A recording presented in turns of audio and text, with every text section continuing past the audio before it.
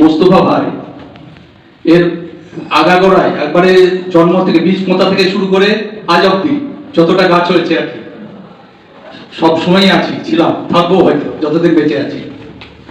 তার এই আন্দোলনকে, তার এই আদর্শকে আমি সম্মান করি, সেই জন্যই আর কি।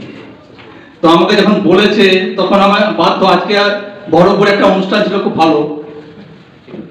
নজরুলের উপরে একজন বলতে এসছেন কলকাতা থেকে, কল্পতরু সেনগুপ্ত, খুব নামকরা একজন ব্যক্তিত্ব এবং নজরুল গবেষক।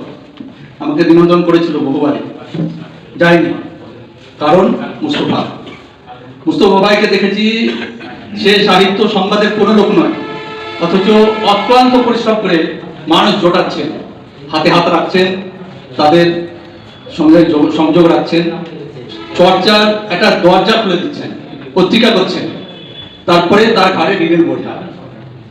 এই সাহস, এই বল কোত্থেকে পান জানি না, তবে আমি সেই জন্য তাকে সম্মান করি। সে আমার অনেক ছোট।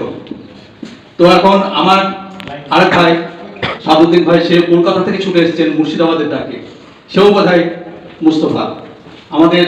আমাদের থানার আর কি নামকরা প্রাবন্ধিক মুজিবুর ভাই, তার বাবার সঙ্গে আমার খুব ভালো লাগছিল। তো যাই হোক, উনিও এসছেন এবং এখন পর্যন্ত আছেন, এবং যারা সাহিত্যসেবী তাদেরই কাজ এই শেষ পর্যন্ত সঙ্গ দেওয়া। যারা আছেন আমি মনে করি সাহিত্যকে ভালোবাসেন বলেই আছেন, বা মানুষের জন্য আছেন, এবং এই যে সহযোগিতা আপনারা দেখালেন, সেই সহযোগিতা আজীবন থাকবে এবং মুস্তফা ভাইয়ের সঙ্গে থাকবে, মুস্তফা ভাইয়ের ব্যবহারের জন্য থাকবে।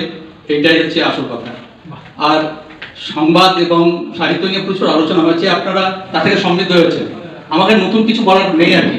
সাহিত্য এবং সংবাদ কি আপনাদের একটা আইডিয়া পেয়ে গেছে। আমরা যারা পাগল, একবারে নিরেট পাগল বলবো, তারাই কিন্তু এই সাহিত্যের পথে আসেন এবং এগিয়ে আসেন বলবো, এবং তারা তাদের কাজ করে যান।